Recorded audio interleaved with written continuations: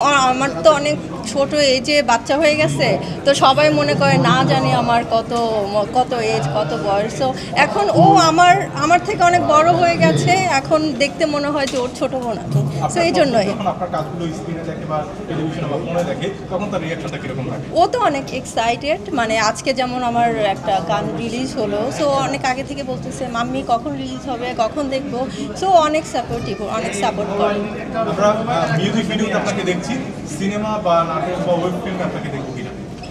আমি তো web film করেছি আর সিনেমাও করছি। আপনারা মনে হয় শুনেননি এখনও, আমি সিনেমা করছি, আমার হাফ শুটিং শেষ আর কিছু বাকি আছে। আজকে আমার একটা আইটেম সং রিলিজ পেলো, দিলে বাজে কাওয়ালি। সো আপনারা সবাই দেখবেন, খুব ভালো হচ্ছে গান।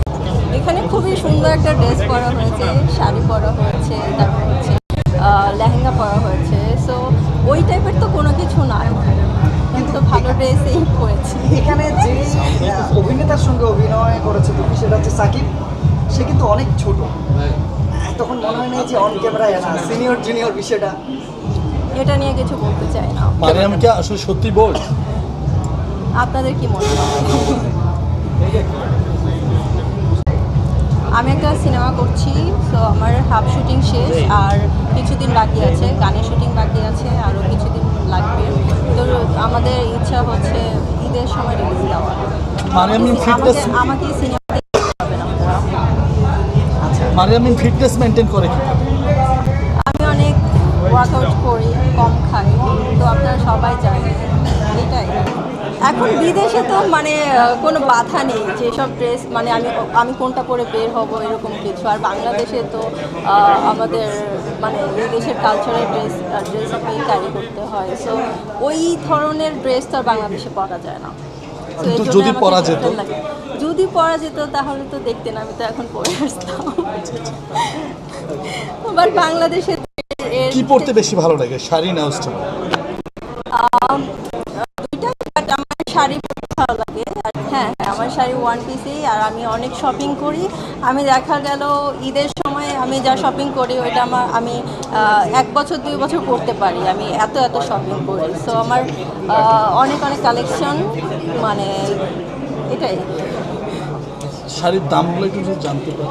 শাড়ির দামগুলো এটা এত ডিপেন্ডস করে। এখানে 5 লাখ টাকারও আছে, 1 লাখ টাকারও আছে, আবার 10,000 টাকারও আছে, এটা তো ডিপেন্ড করে। মারিয়ামের ইনকাম সোর্স কি? আমার বিজনেস আছে, আর হচ্ছে আমি মিডিয়াতে কাজ করছি। তো আর কি বলবো, আমি তো ছোট থেকেই বিদেশে ছিলাম, স্পেনে ছিলাম, ওখানকার নাগরিক। সো আমি বিদেশে যাব না, আপনারা যাবেন? আসলে আমি তো যেতে পারি না। আপনারা যাবেন, আমার তো যেতে হয়, আমার কিছুদিন পর পর ইউরোপে যেতে হয়। কোনটা বেশি ভালো লাগে, ইউরোপ নাকি বাংলাদেশ? আমার কাছে তো ইউরোপেই ভালো লাগে, বা এখন 2 জায়গাতেই ভালো লাগে। আর আপনারা হচ্ছে বিদেশের ব্যাপারে যেটা বলেন, আপনারা যে দেশে কেন যায় বা এই সেই, তারা হচ্ছে বাংলাদেশে থাকে, তারপর হচ্ছে বেশি ঘন বিদেশে যায়, তাদের কাছে এই ধরনের কোয়েশ্চেন করবেন। বাট আমার কাছে এটা করবেন না, বড় লেম লাগে। কারণ হচ্ছে আমি ছোট থেকে ইউরোপে ছিলাম, আর আমার কিছুদিন পর পরেই যেতে। আপু, মানে বাঙালি ছেলেদের পছন্দ হয় না কেন? কখনো কি প্রেমে পড়া হয়েছে বাঙালি ছেলেদের? যখন নিউ আইফোনের সিরিজ আছে, তো তখন তো আমরা সবাই ইউজ করি, সবাই কিনে, তো এটা কেন নিব না?